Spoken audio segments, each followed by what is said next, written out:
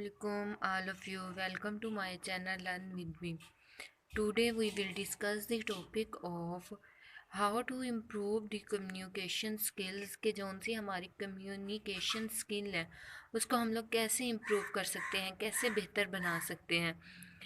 Another topic that is the role of communication skill in our personality. दूसरा जौन सा हमारा टॉपिक है वो है हमारा पर्सनैलिटी में कम्युनिकेशन का रोल. इन दोनों टॉपिक्स को आज हम लोग अपनी इस वीडियो में डिस्कस करेंगे. फर्स्ट ऑफ ऑल हम लोग बात करते हैं हमारी पर्सनैलिटी के बारे में. हमारी पर्सनैलिटी क्या है, क्या इंसान की पर्सनैलिटी उसकी ज़िंदगी में कोई किरदार अदा करती है, क्या पर्सनैलिटी का होना इंसान की ज़िंदगी में ज़रूरी है, ये और आज हम लोग इसके बारे में बात करते हैं. सबसे पहले पर्सनैलिटी को उर्दू ज़ुबान में शख्सियत कहते हैं और शख्सियत को अंग्रेज़ी ज़ुबान में पर्सनैलिटी कहते हैं. आई होप सारे पर्सनैलिटी के लफ्ज़ से तो सब लोग आई होप वाकिफ़ होंगे ये पर्सनैलिटी है क्या. जैसे हम लोग आम रूटीन में बात करते हैं कि इस इंसान की पर्सनैलिटी अच्छी है, इस इंसान की पर्सनैलिटी ऐसी है, इस इंसान की पर्सनैलिटी में ये खूबी है, इस इंसान की पर्सनैलिटी में ये खामी है, वगैरह वगैरह. तो पर्सनैलिटी को अंग्रेज़ी ज़ुबान में शख्सियत को अंग्रेज़ी ज़ुबान में पर्सनैलिटी कहते हैं, जो यूनानी ज़ुबान के दो लफ्ज़ पर्सन और पर्स और सन से मिलकर बना है. इस तरह जिस तरह इनके मायने बात तरतीब के ज़रिए और बोलने के हैं. यानी कि अगर हम लोग पर और सन दोनों लफ्ज़ को इकट्ठा कर लेते हैं तो ये लफ्ज़ हमारा बनता है इसका तर्जुमा के ज़रिए बोलना. यानी ये एक ऐसा ज़रिया है जिसके ज़रिए हम लोग बोलते हैं, या ये एक ऐसा ज़रिया है जिसके ज़रिए हम लोग अपनी जो सी इंटरनली फीलिंग है उनको ज़ाहिर करते हैं. तो ये हो गई बात हमारी पर्सनैलिटी के बारे में. तो अब हम लोग बात करते हैं communication. What is communication? Communication basically वो चीज़ है जो हम लोग एक दूसरे से बात करते हैं. एक इंसान के बात करने का जो सा तरीका है उसको हम लोग कम्युनिकेशन बोलते हैं. अच्छा, इंसान की जो सी पर्सनैलिटी है उसमें उसकी कम्युनिकेशन स्किल्स बहुत अहम किरदार अदा करती हैं.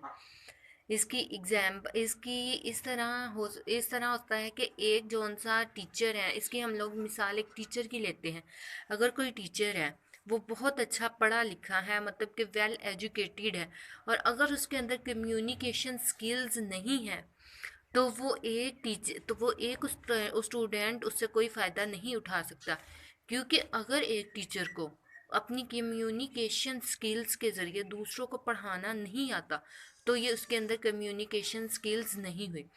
एक इंसान अपने अंदर कम्युनिकेशन स्किल्स इस तरह पैदा कर सकता है कि वो जोन सा उसकी बॉडी लैंग्वेज है, उसके बात करने का तरीका, उसके चेहरे के जौन से तासुरात है, उसकी आइज़ की जौन सी मूवमेंट है, उसके हाथ के जौन से इशारों में वो बात करता है, इसके साथ उसकी वो जौन सी मूवमेंट है वो बहुत ज़्यादा काउंट करती है.